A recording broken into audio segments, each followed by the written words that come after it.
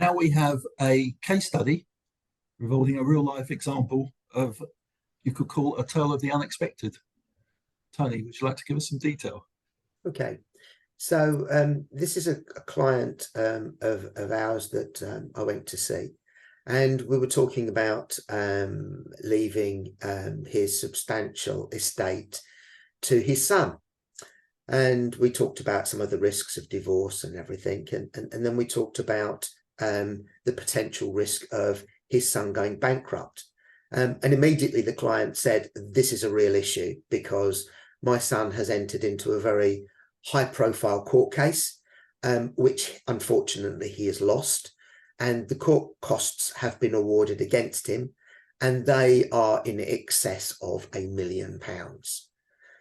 And so he is going to go bankrupt because he does not have that.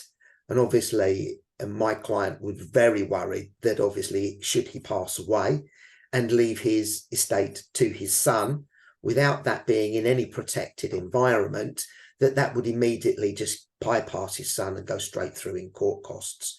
So it just shows that many a time people don't think that these things can happen to their children. But he was involved in this court case. The costs were found against him, which were very, very significant. And, you know, that money would never have been seen by him if his father had passed away. And obviously, we want to protect that. So we've left the estate in trust to the son. So even though his bankruptcy will take a number of years to be discharged, he will still have access to his father's estate should anything happen to him over the coming years. So it's a very useful way of protecting things, and quite an unusual example that we've come across there, Adam. Thank you. So Tony, let me ask: does the court have any access to that? Can it be totally ring fenced, so secure, and the court is unable to access the trust? Yeah, of course. The fact is that the son doesn't own it. It is an asset of the trust.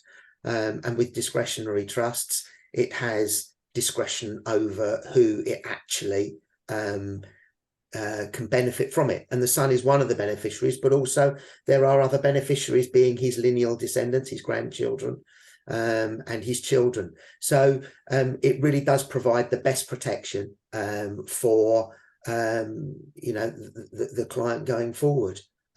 Obviously, dad is still alive at the moment, so if dad goes on and on and on and on, eventually obviously maybe that bankruptcy will be discharged. But up until that time, if anything were to happen, it's much better for it to go into trust than it is for him to actually receive it.